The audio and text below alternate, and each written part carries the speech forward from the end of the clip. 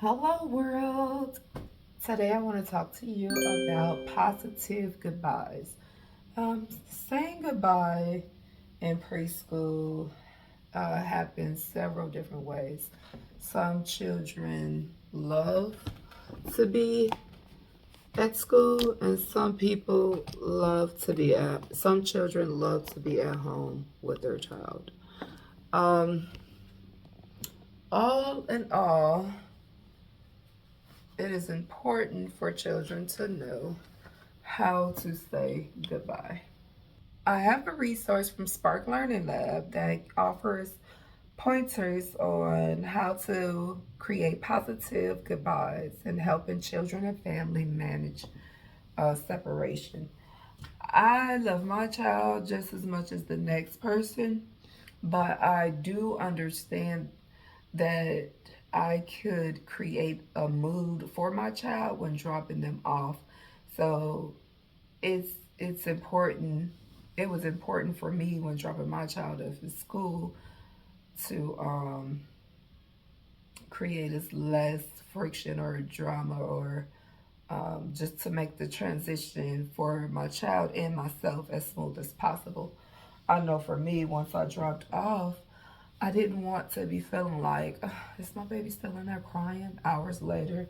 When actually, the truth of the matter is, even if they do cry at drop off, they're usually fine moments after. I mean, a short moment after.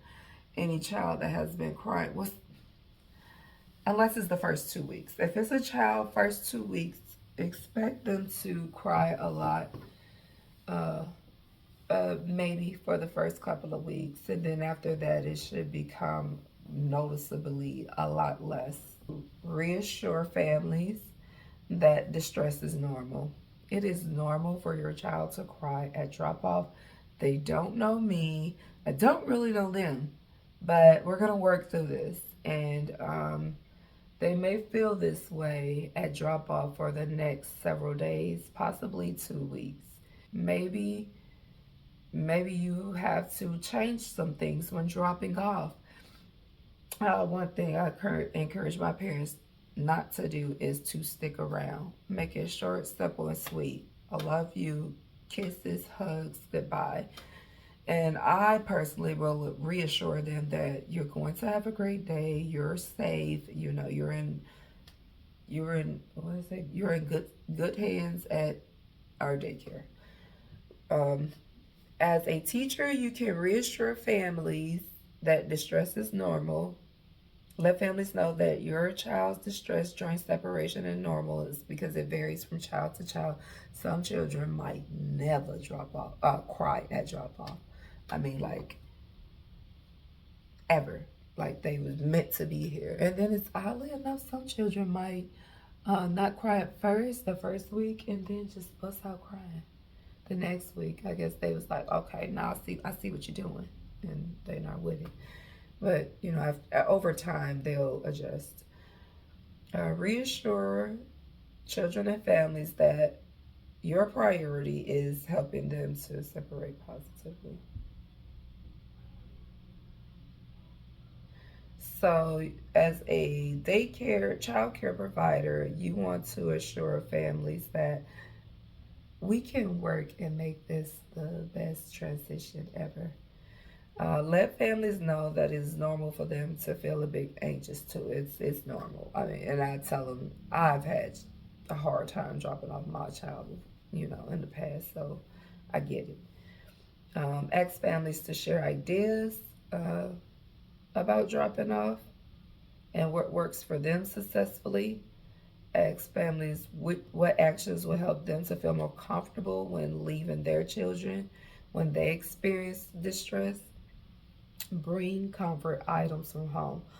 I It's kind of mandatory that your child's within your child's first week that you provide a family photo. Unfortunately, I've only gotten one family to maybe within that time frame to actually provide us with a family photo so that their children can feel more at home and more comfortable at school. Blankets, stuffed animals, and toys, or a toy may also help a child feel comfortable by reminding them of home. Now, what I've learned is with blankets, children have tried to use them as I don't know, they'll want the blanket but not want the blanket. And then the blanket becomes a thing where if they're in timeout or at the breakfast table, we have to transition into not needing the blanket to eat lunch, because that's one child does it, then they're all doing it. And next thing you know, I have a table full of milky blankets. And have you ever smelled milk spoiled? It's not good. It's not good at all. This ring light in my glasses is killing me softly. So I'm gonna do the rest of the video without them. Encourage families to stay a short time. This is, you got work, right? Good day. I said good day. Encourage families to stay a short while before leaving their children. A family's presence may help the transition, but you decide, and you'll know what that looks like after it happens. Build relationship with families and their children. Do not leave them on their own.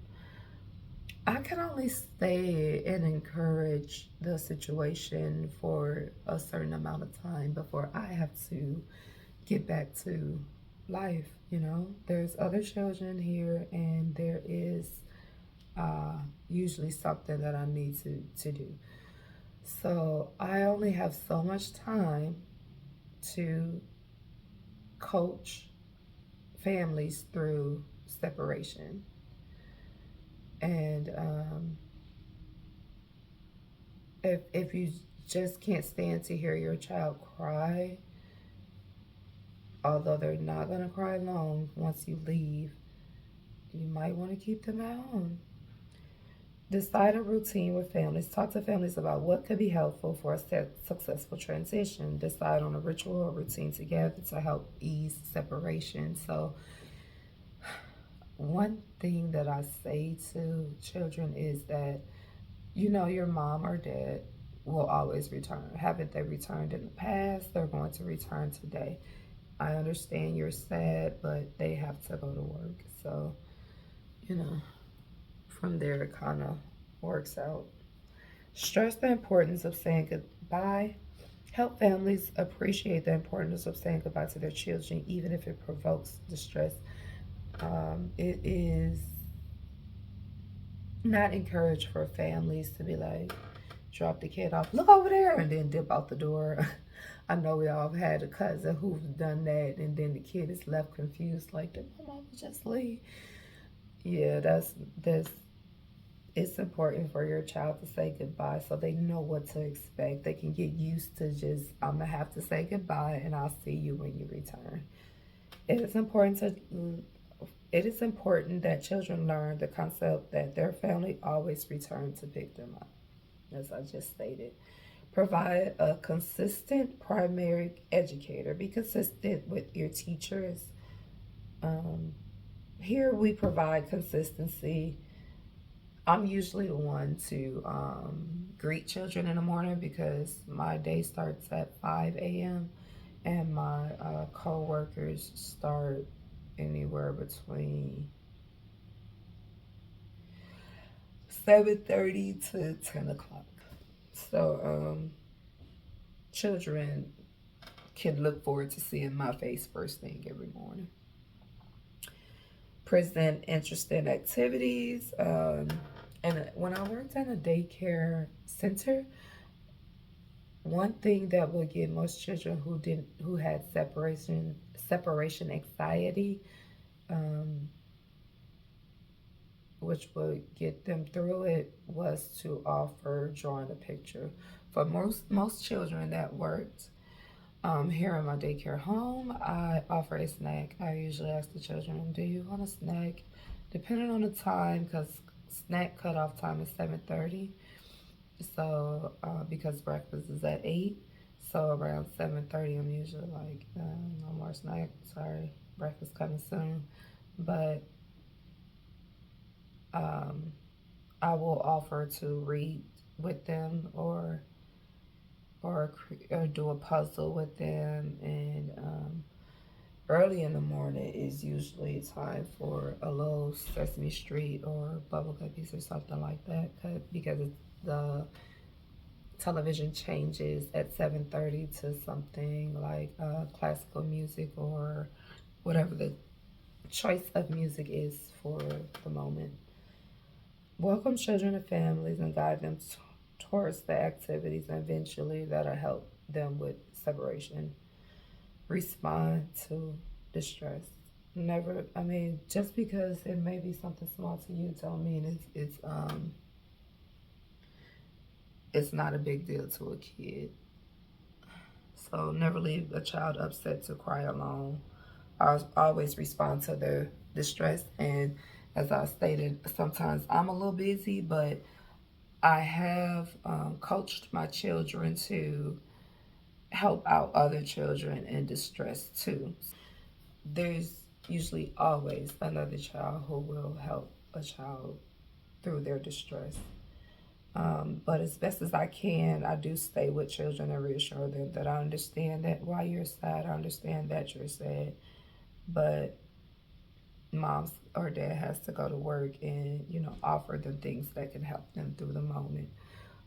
These are all positive ways to say goodbye and to help family manage separation. Drop a comment down below describing ways that you help children in your daycare with separations, or parents how you deal with separation from your children. And also don't forget to like and subscribe. And what I tell you all the time, sharing is caring, so share this video. Bye for now.